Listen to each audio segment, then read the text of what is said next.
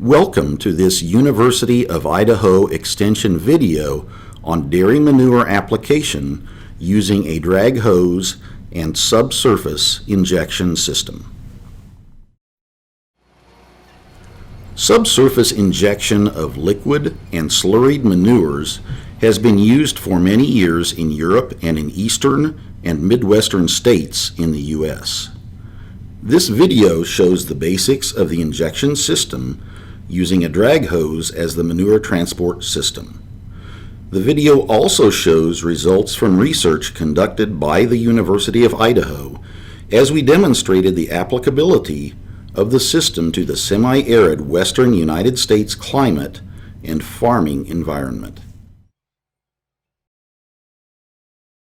The drag hose and subsurface injection system components are a manure storage lagoon or tank common to most confined animal operations manure management systems.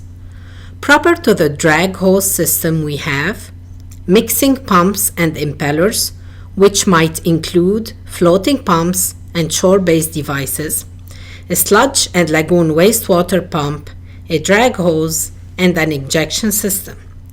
Let's see how these components operate and what function they have in the system. Manure management systems include a facility for storing liquid manure until it can be land applied. Typical structures include liquid storage ponds, lagoons, or tanks. In the western U.S., storage lagoons are commonly used. The first component we will discuss is the floating mixing pump. There are several models of floating mixing pumps. Today, it is common for the pumps to be fitted with a remote control so the system can be operated from the shore. In this case, the producer is using a single pump and engine system. This arrangement allows him to alternate functions between mixing the lagoon and pumping the mixed liquid through the drag hose system for injection. The floating pump has an engine and a chopping pump that can chop and pump debris like straw, small wood pieces, and other objects that may be present when mixing a dairy wastewater lagoon.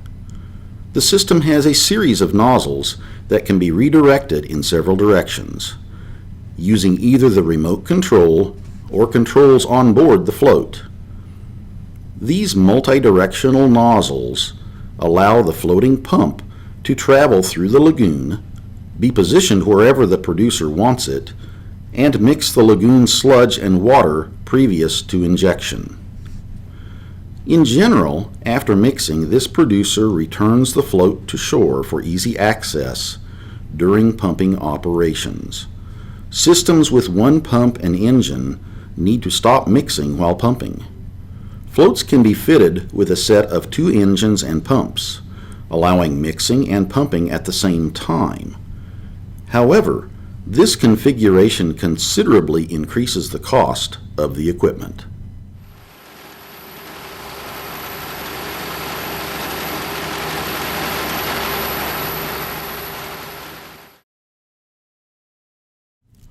Onshore mixing devices include the impeller, pump, and cannon systems propelled by a tractor's PTO, as shown in this image. These systems help increase the mixing area of the floating pump and to keep solids suspended during pumping operations. However, using just the impeller to mix the manure without using the cannon does reduce odor and other emissions considerably.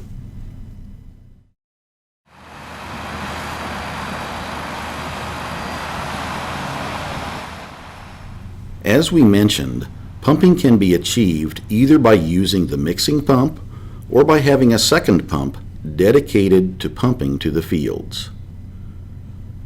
To extend hose life, care should be taken when laying out the drag hose so kinks, sharp turns, and objects are avoided.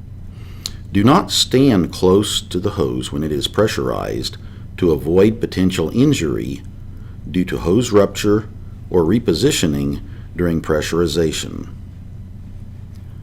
Drag hoses can be laid out for several miles, but a booster pump is needed about every 2.5 to 3 miles. Two-way radio communication equipment is recommended so the pump operator can communicate on a real-time basis with the injector operator. This assures a smooth and precise operation. In this way, incidents like spills can be avoided and the operative adjustments can be made promptly.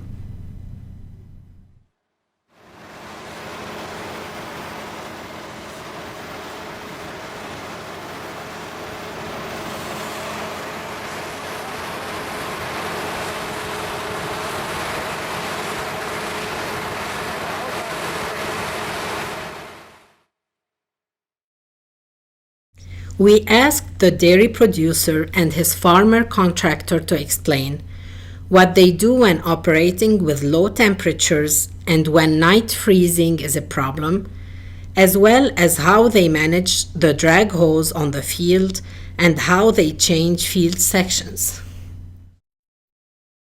Yeah. At night, when the weather is cold, what we do is we take an air compressor, like you'd run a jackhammer with, and you take a foam ball and you put a cap on the end of that hose there, and it'll send that ball through this hose and just clear it all out. It'll come out the end about 150 miles an hour, and you can shut down for the night and start again in the morning. No big deal. Then to move from field to field, you roll the hose. Yeah, we got to blow it first, Blow. and then we got a hose cart that's up in the yard, and it just wraps it up. We can probably pull in at least 3 joints, 600-foot joints. Just pull them. Uh-huh. Oh, pull it with the tractor. Just Through with the cart. field. The cart has hydraulic drive, Uh-huh. and it just wraps across it.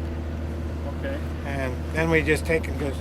Mainly, if we'll move like this, we'll move down, and then we'll have a point, and then from that point we'll go several ways, because you only can do a 40 acres at a time. The way math works, you lay this hose from kitty corner to kitty corner, and then you start pulling it back and forth and working out to a point. Then if you go clear across and then come back and then pull it back straight, and then you can kind of pull it all back straight again, and then you can start doing this half. But you got to work always in angles. Yeah, so you don't get tangled up. And we run out of traction more than power, pulling the hose. But you'll run to finally just spin out. But we can do a 40 at a time. And so now we're working on a full pivot, and we'll do it in 4 pieces. But that's about all you can do. The guy that sold us this, he runs bigger hose, bigger pumps, bigger tractors. He can pull farther, but he spent a lot more money. But he will take and put another jump pump down, halfway down, and boost his pressure, and he'll run 8-inch hose clear out there where he's pumping 2,000 gallons a minute. He said he's pumped up to 4 miles away.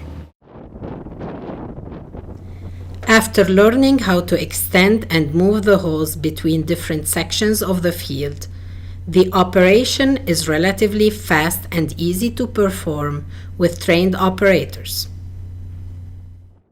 Care must be taken to avoid entanglements and running over sharp objects during both the extension and movement of the empty drag hose and during manure application operations.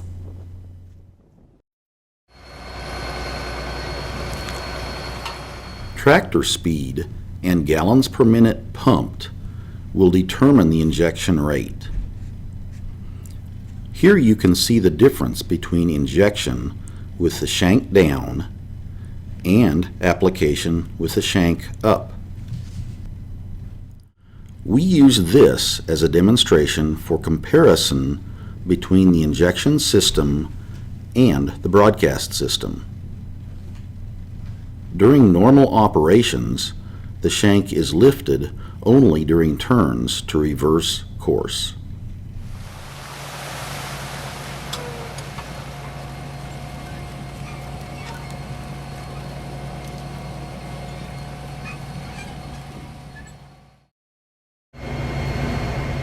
The drag hose and injection system are coupled with GPS, flow meter, and tractor autopilot, allowing for precise application.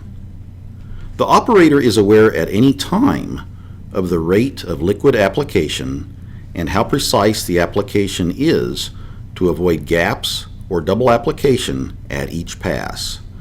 The GPS autopilot combination reduces the driver's workload and increases precision and control of the entire operation. The system can include an interface to map the rates of manure application on each field for nutrient management and record purposes. Through a conservation innovation grant from the NRCS, a team from the University of Idaho Extension collected on-farm data to demonstrate the effectiveness of the drag hose and injection system compared to a broadcast system. Ammonia emissions were assessed using passive ammonia samplers. Odor emissions were assessed by taking samples and analyzing them via olfactometry. An economic analysis was done based on bibliography and local operations costs. In this graph, we can see the difference in ammonia emissions during the first 2 days after manure application using the drag hose and injection system compared to the broadcast system and to background levels. Readings from our 2 test sites were consistent and were consistent with other studies. Odor reductions were observed when comparing the drag hose and injection system with the broadcast system. These reductions were consistent with the observed ammonia reductions and with the results of other studies. When compared to other liquid manure application systems, the drag hose and injection system is very competitive. An initial investment cost is expected, but the drag hose system can have a return on investment that is quicker than other application systems.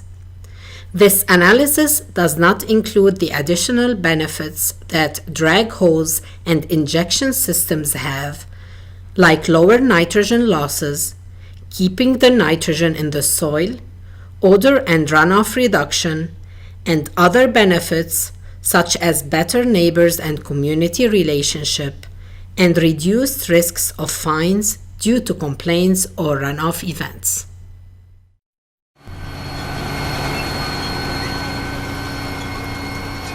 The drag hose and injection system is one of the most competitive, cost-effective, and environmentally safe options available today. This system is an excellent alternative for achieving precision manure application and nutrient management goals, thus increasing nutrient retention and reducing environmental impacts and risks. Increased use of this technology by farmers and livestock operators should further reduce its costs. Drag hose and injection systems are without a doubt a very welcomed advance in agricultural waste and nutrient management.